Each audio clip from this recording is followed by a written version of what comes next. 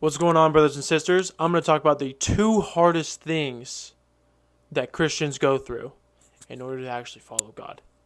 Now, have you ever wondered, like, man, this thing is super hard to do, this thing is super hard to do, whatever it may be, whether it may be dealing with anger, whether it may be dealing with lust? Yes, those are hard. But two of the hardest is to love all your neighbors and to forgive others. Okay? Now, the reason why I say these two over everything else, like everything else is hard. Like I can recognize that, we can recognize that. But the thing is that think about it in a sense when you try to forgive someone, okay, that really hurt you. It's not easy, right? With lust, you can actually go to God about, right? With anger, you can actually go to God about. Okay, all those are going to take a humbling standpoint. But forgiveness, you forgive someone for doing something to you, a direct thing to you, not the enemy. Right? That is by far one of the hardest things, right? Because you can say, okay, well, it's actually easy because I can forgive, the people that I love and the people that are close to me, like my friends and my family and stuff like that. Okay, but what about forgiving someone that you don't know, that just like punches you in the face? You gonna forgive them? Probably not, right? A lot of people don't. And matter of fact, I myself struggle with this, right? I'm not saying this to be like, oh, I'm better than everyone else. No, I struggle with forgiveness. I struggle with love. Okay? And when I talk about love, I don't mean the relationship type of thing, but love in all aspects, right? With your friends, with your family, with acquaintances, with people you don't know, with your relationships too. All of it, right?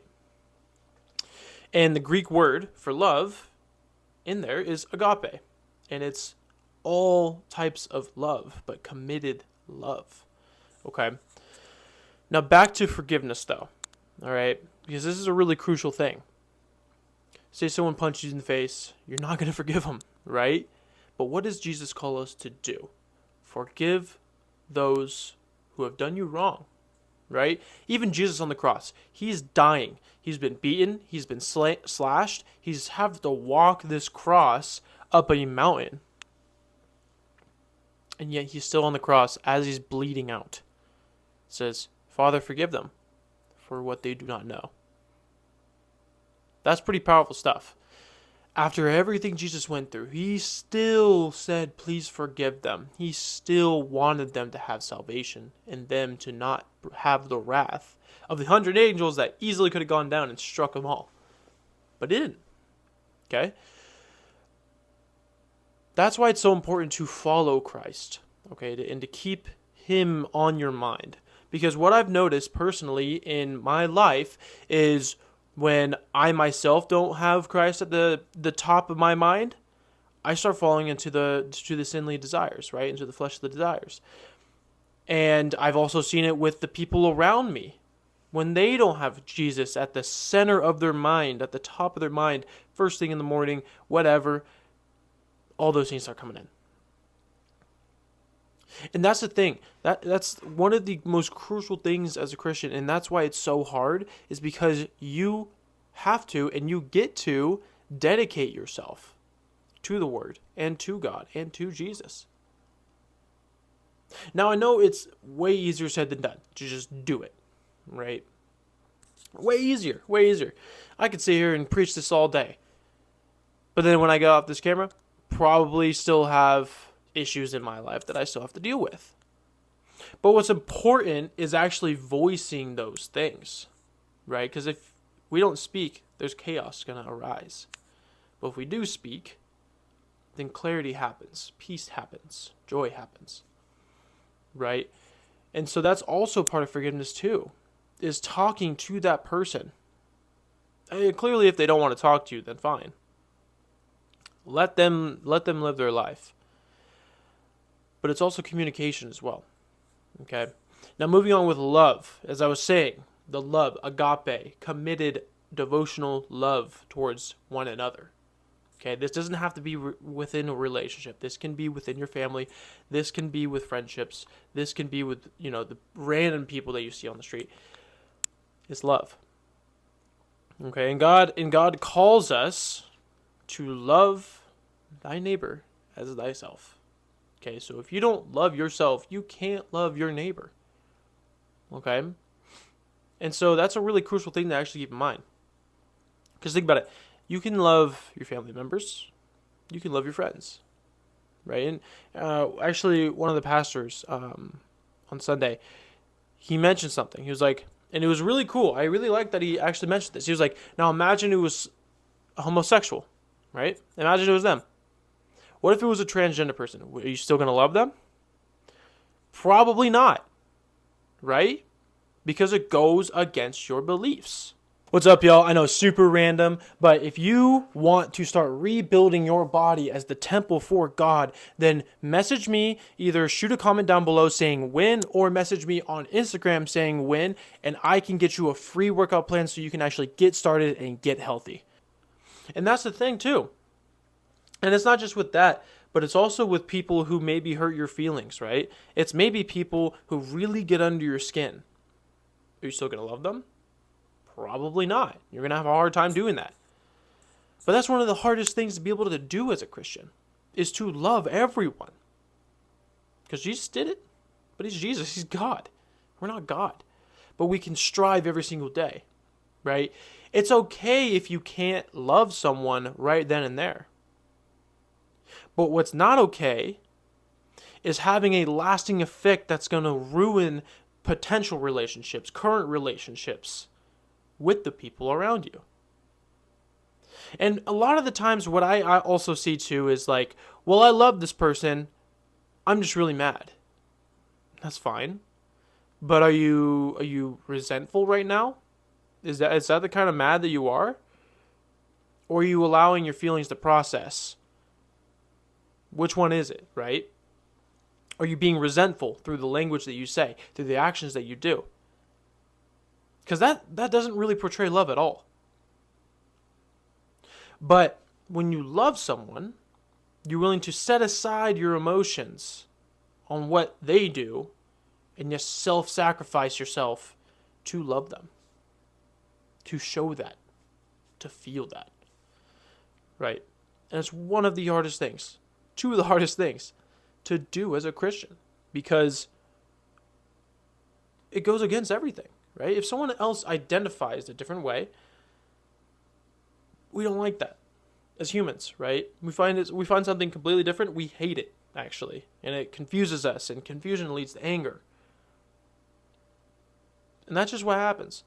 But if we strive to love everyone, and not just like follow the law, but to be an example to not just ourselves, but to everyone else, that is really what's showing the love of God. Not on your terms of how you want to love people, but on what God expects, right? Because the thing is too, and it's really cool how this is tying into the sermon, but Pastor Jared, he was talking about, looks like you're still here, and welcome. Well, if you have any questions, make sure to drop it down below, and I'll be more than happy to answer them. How the gospel should not be your own gospel, where it's centered around you, where you feel like, oh, as long as I go on these terms and these terms, then I'm good. Like, I'm gonna just follow God, right? But like, I still believe in Jesus, so it's okay.